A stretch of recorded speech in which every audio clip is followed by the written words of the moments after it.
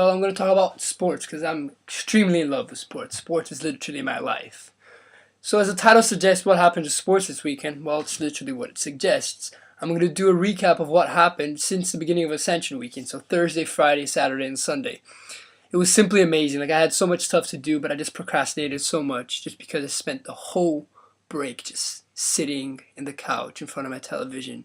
It was simply amazing. Sir Alex Ferguson, the mighty Sir Alex Ferguson, announced his retirement, and just Sunday night, it was his last match at Old Trafford. So after 27 years in charge, Sir Alex Ferguson will never, ever coach in Old Trafford anymore. And I know football from watching Manchester United.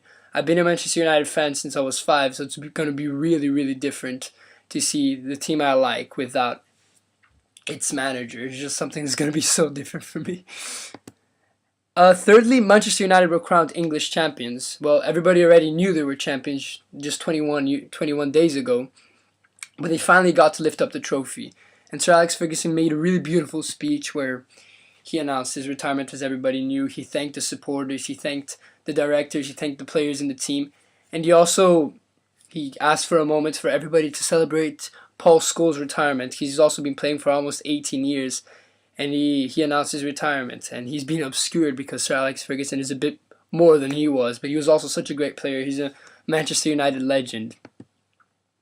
Also, with Manchester United being crowned champions, PSG were crowned champions after they beat Lyon yesterday. Barcelona were crowned Spanish champions just Saturday after Real Madrid tied, I believe, with Real Sociedad. It was 1-1, so they didn't even have to go to the pitch before they knew they were champions. That's quite funny.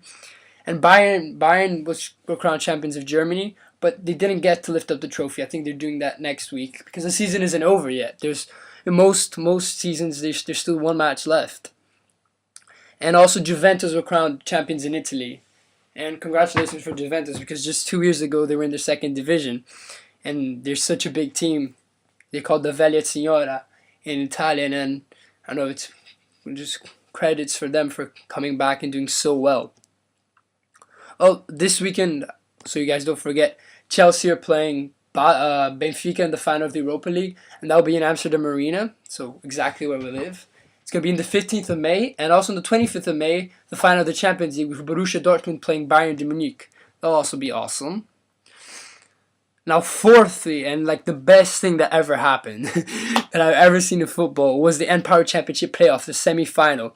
It was between Watford and Leicester. The first game of the first leg was 1-0 at Leicester's house, and the game was 2-1. And with that, it was going to extra time and then penalties.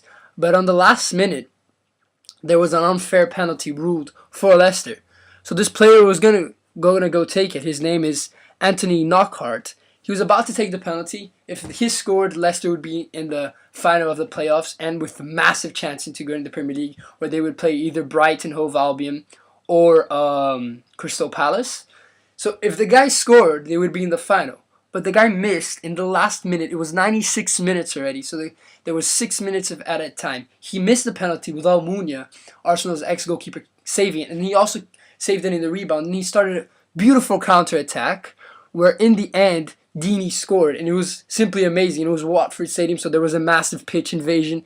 It was so incredible, and I was watching it live, and I never watched Empower Championship live, and I was screaming around my house. It was so awesome.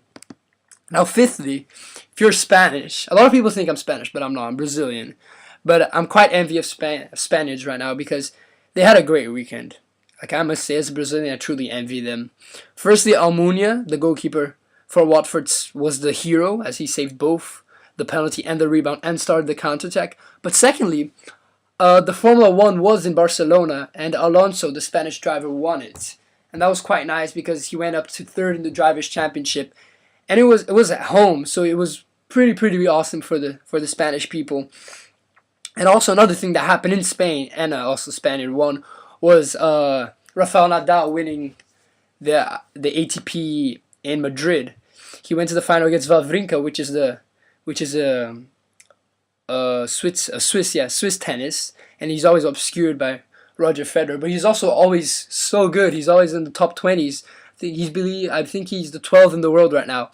And then Nadal just massacred him. It was 6-2, 6-4 in the final, and that was also amazing. It was just such a good weekend. Like, I was just knew that I had to watch something every day.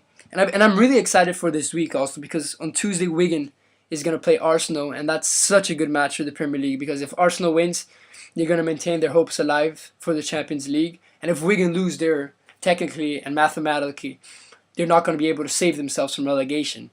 So if Wigan lose, it's such a big news for the 7 teams in the Premier League that still have the chance of being relegated in the last round. So I really hope Wigan wins, because then there'll be a huge battle for who's going to be relegated.